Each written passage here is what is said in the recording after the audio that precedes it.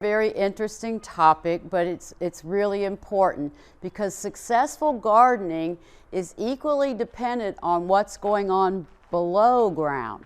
And we owe our entire existence to a 6-inch layer of topsoil. And globally, soil is being degraded and damaged much faster than it can be replaced. So taking care of the soil in our garden is very, very important. It's crucial, really. There's 8 ways that you can improve your soil that I want to share with you. The first one is reduce compaction. Don't drive on your soil. Try to minimize how many times you're walking through your garden, because compaction decreases the amount of oxygen in the soil, and that's crucial for all the living things in there. So compaction also decreases drainage, and so then you've got poor soil there. Leave no soil bare. So what does that mean? Don't leave it like just in your garden like this. You either need mulch on it or you need plant material on it, but it will start leaching nutrients and it will start runoff if you don't have something on it. So don't leave your soil bare. That's one way, another way to take care of it. Practice the no-till approach. And we used to think we had to till our gardens every year. It was essential to turn everything in. Now we know there's a lot of microorganisms in the soil, and when you till, you bring them up to the surface and they die. We need these things in the soil to help with plant growth. So don't till, add compost on top. The organic matter is compost or things that have once been alive.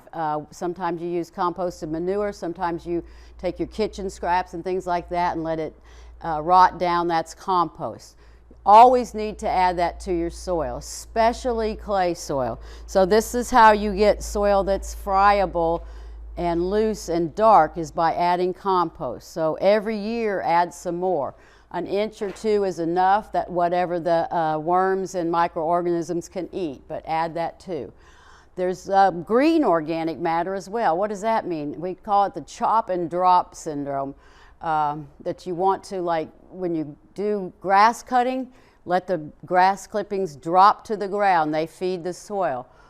If you've got perennial beds, let all that debris, when it dies down in the winter, stay there. That's or chopping off some stems or things, leave them there. That's how nature replenishes soil, and we're doing that in our garden as well.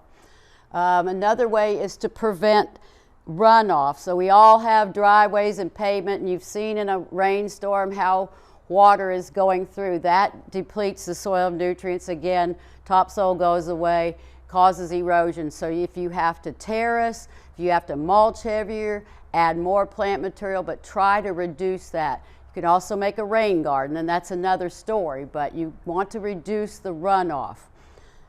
Plant more perennials, and that's my favorite one. We want to add perennials because you don't dig them up every year. They stay in place.